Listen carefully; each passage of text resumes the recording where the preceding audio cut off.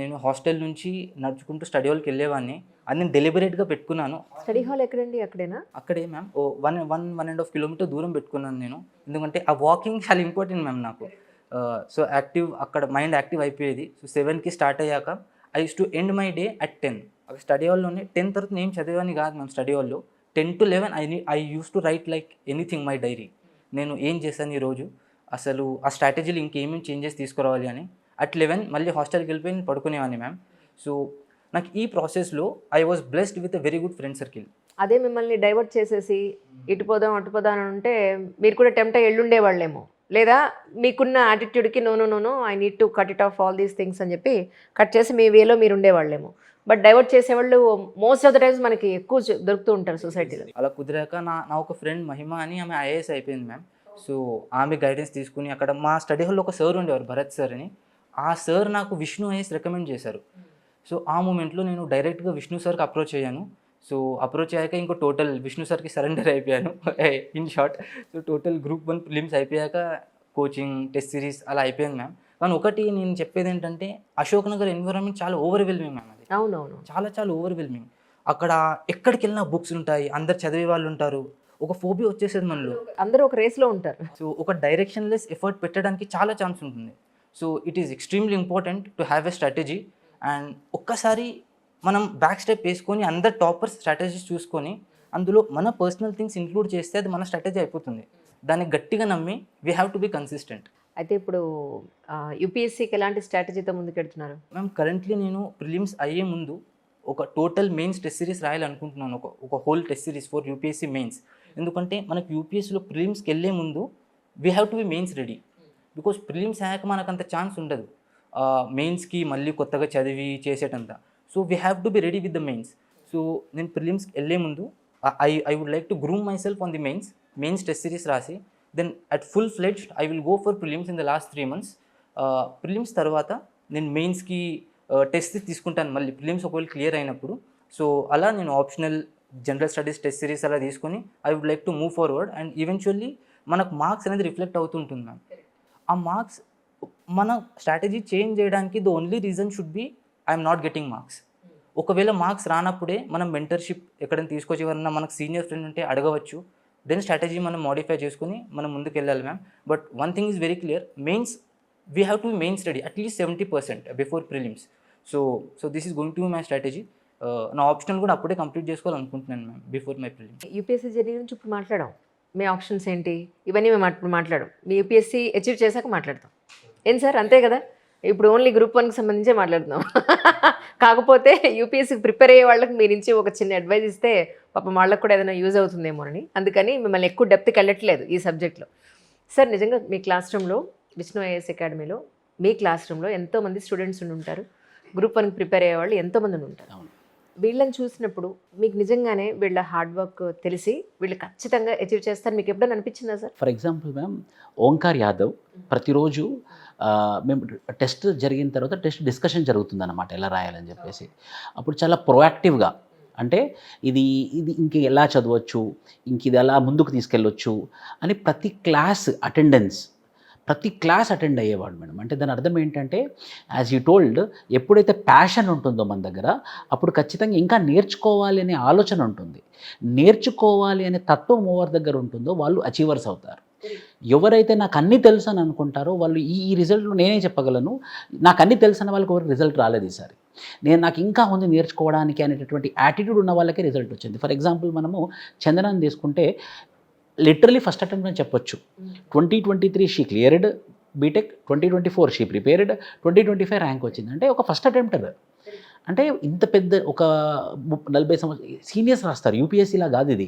40 సంవత్సరాలు 42 సంవత్సరాల వాళ్ళు రాస్తారు. అలాంటి వాళ్ళకి కాంపిటీషన్ ఇవ్వాలి అని అంటే మనం ఒక లెవెల్లో హార్డ్ వర్క్ చేయాలి. సో తనేం ప్రూవ్ చేసిందంటే హార్డ్ వర్క్ ఎంత ఇంపార్టెంటో స్మార్ట్ వర్క్ అంత ఇంపార్టెంట్. కరెక్ట్. ఆమె ఆన్సర్స్ నాకు గుర్తున్నాయి. ప్రతి ఒక్కటి పాయింట్ వైజ్, అంటే ఎవాల్యుయేటర్కి కరెక్షన్ చాలా ఈజీ చేసేసింది పని. ఈజీ చేసేసింది. అందుకే 503 మార్క్స్ వచ్చాయి. దొరికిపోతుంది అన్నమాట. ఈ పాయింట్ కవర్ అయిపోయింది, ఈ పాయింట్ కవర్ అయిపోయింది, ఈ పాయింట్ కవర్ వెతుక్కోని అవసరం లేదు. సో ఎవాల్యుయేటర్కి ముచ్చటేసి మార్క్స్ వేసేస్తాడు. అబ్సల్యూట్లీ ఈజీ వాళ్ళ పని ఈజీ అవుతుంది, అర్థం అవుతుంది ఈజీగా. సో మార్క్స్ మీకు ఈజీగా వచ్చాయి. సో తనేమో స్మార్ట్ వర్క్ చేసింది.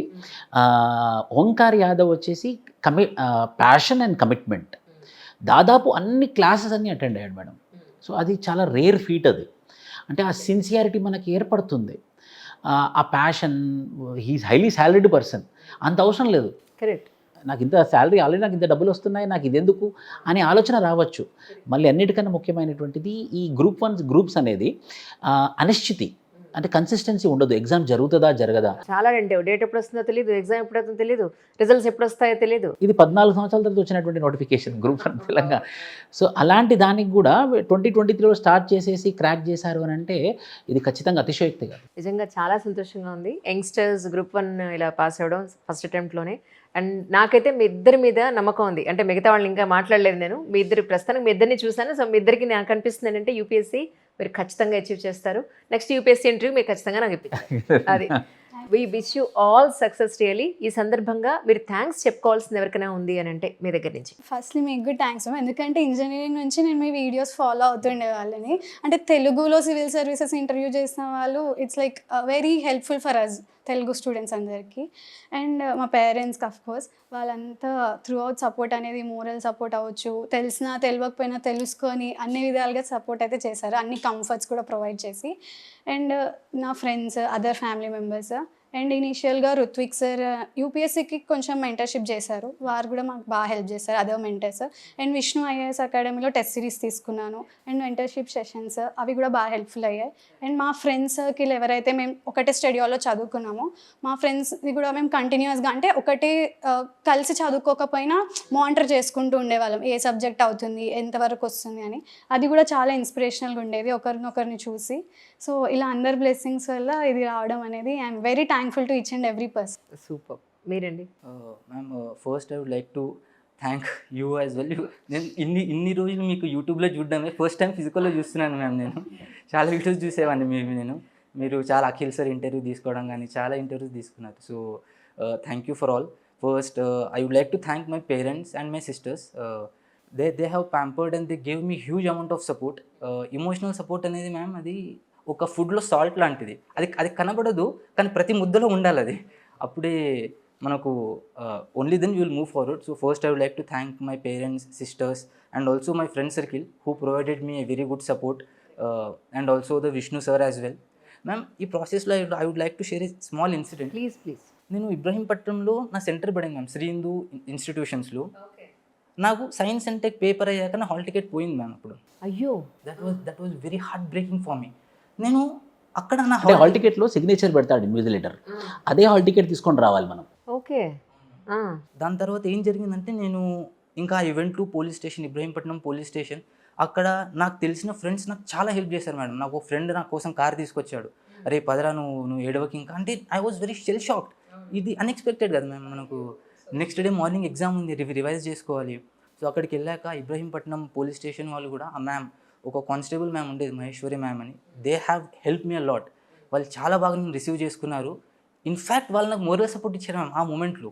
అంటే పీపుల్ ఫ్రెండ్లీ పోలీసింగ్ స్పిరిట్ అనేది నా ఫస్ట్ టైం నా లైఫ్లో రియలైజ్ అయ్యాను నేను అక్కడ. So I would like to thank them as well because ఆ రోజు వాళ్ళు నాకు హెల్ప్ చేయకపోయింటే నేను లాస్ట్ ఎగ్జామ్ రాసేవాని కాదేమో మ్యామ్. ఇప్పుడు ఇంతకీ ఏమైందో చెప్పండి. అది పోయిందని చెప్పారు, హాల్ టికెట్ మళ్ళీ ఎలా వచ్చింది, ఎగ్జామ్ ఎలా రాశారు అది చెప్పకుండా ఇది ఎక్కడ గొడవ?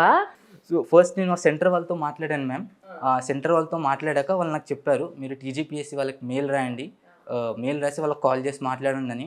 ఒకసారి నేను వాళ్ళని మెయిల్ చేశాను, కాల్ చేశాను. ఫస్ట్ థింగ్ నేను ఎఫ్ఐఆర్ చేశాను మ్యామ్. మనకు ఒక గవర్నమెంట్ ఐడి కార్డు పోయినా, అది ఐడి కార్డే మ్యామ్, గవర్నమెంట్ ఐడి. మనం ఫస్ట్ ఎఫ్ఐఆర్ చేయాలి, దాని తర్వాత ఆ ఎఫ్ఐఆర్ కాపీ తీసుకోవాలి. కాపీ తీసుకున్నాక దాని మీద గెజెటెడ్ ఆఫీసర్ సిగ్నేచర్ ఉంటే it is valid that he has lost it, అదొక అథారిటీ. సో దాంతో ఆ అటెస్టేషన్తో they will allows to move inside the college. So దాని తర్వాత మళ్ళీ నా హాల్ టికెట్ దొరికింది. యాక్చువల్లీ ఏం జరిగిందంటే నా ముందు ఆయన నా హాల్ టికెట్ అనుకొని తన హాల్ టికెట్ నా హాల్ టికెట్ పెట్టుకుని వెళ్ళిపోయాను నేను అందులో. అలా జరిగింది అది. సో ఫైనల్గా మీ హాల్ టికెట్ మీకు దొరికింది. ఎస్ నేను ఎగ్జామ్ అయిన తర్వాత. కానీ ఇక్కడ ఒకటండి, ఇప్పుడు గవర్నమెంట్ వెబ్సైట్స్ కానీ గవర్నమెంట్ ఆఫీస్లో కానీ ఫోన్ లిఫ్ట్ చేయడం, మనకి రెసిప్రొకేషన్ ఇవ్వడం అనేది చాలా రేర్గా జరుగుతూ ఉంటుంది. ఒప్పుకుని తీరాలి. ఇప్పుడు ఎక్కడో ఎందుకు ఆర్టీఐ వెబ్సైట్ మనం ఓపెన్ చేసి ఎంతసేపటికి డౌన్లోడ్ అవ్వదు, ఓటీపీ రాదు, ఓటీపీ వచ్చాక అందులో అప్లోడ్ చేశాక మళ్ళీ మనకి రీకన్ఫర్మేషన్ రాదు. సో ఇలా ఏది అవ్వకుండా లక్కీలీ మీకు డిపార్ట్మెంట్ నుంచి మీకు సపోర్ట్ దొరికింది. అండ్ మోరో మీరు సబ్మిట్ చేయగలిగేంత అనుకూలమైన పరిస్థితులు మీకు దొరకడం చాలా సంతోషంగా ఉంది. ముఖ్యంగా మేడం ఇలా గవర్నమెంట్ సర్వెంట్స్ కనుక ఇప్పుడు అప్కమింగ్ ఆస్పిరెంట్స్కి అప్కమింగ్ ఆఫీసర్స్కి హెల్ప్ చేశారంటే it will be motivation for them. వీళ్ళు ఖచ్చితంగా అదే ఇంప్లిమెంట్ చేయాలనుకుంటారు.